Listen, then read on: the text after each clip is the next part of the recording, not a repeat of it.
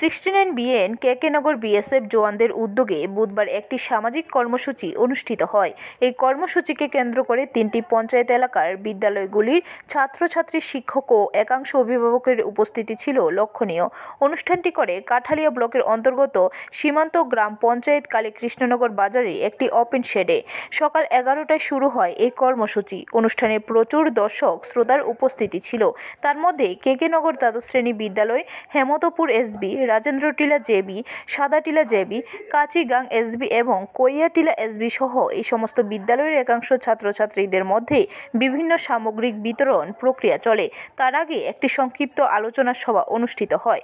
সবার পাশেই উপস্থিত ছিলেন কালীকৃষ্ণনগরের প্রধান, দক্ষিণ মহেশপুরের গ্রাম প্রধান ও পশ্চিম নিদয়ের পঞ্চায়েত প্রধান। এই দিনটি পঞ্চায়েত এলাকার বিদ্যালয়গুলি যে সমস্ত সুবিধাভোগীরা এসেছে তাদের একাংশের হাতে বিএসএফের সিইও একে উপাধ্যায় এবং সহকারী কমান্ডেন্ট সঞ্জয় কুমার হালদার ছাত্রছাত্রীদের হাতে বাইসাইকেল তুলে দেন।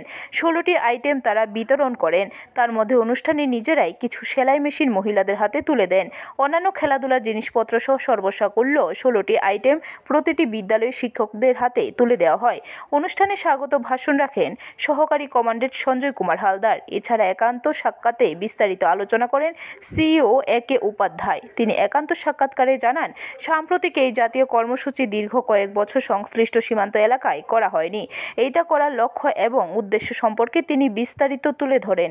সীমান্ত জওয়ানদের এই জাতীয় কর্মসূচিকে ঘিরে একদিন উপস্থিতি সবার মনে খুশির জোয়ার বয়ে যায়। प्रोग्राम इसको बोला जाता है। ये हर वर्ष भारत सरकार के द्वारा जो है बजट का आवंटन होता है और इसमें जो ग्रामीण क्षेत्र में हमारे लोग रहते हैं, अलग अलग सेक्शन से लोग रहते हैं, उनके कल्याण हेतु जो है हम सामान का वितरण करते हैं।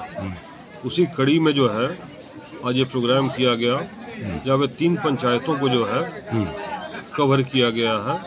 जो मुख्यतः जो हमने सामान दिया है वो स्कूलों को दिया है और कुछ जो है महिलाओं को जो है सिलाई की मशीन दी गई है। पूरा पर्पस ये था कि जो हमारे बच्चे जो हैं, जो कल के नागरिक होने वाले हैं, वो शारीरिक रूप से और मानसिक रूप से स्वस्थ हों, ज़्यादा बेहतर बने। ब्यूरो रिपोर्ट, खबर त्रिपुरा।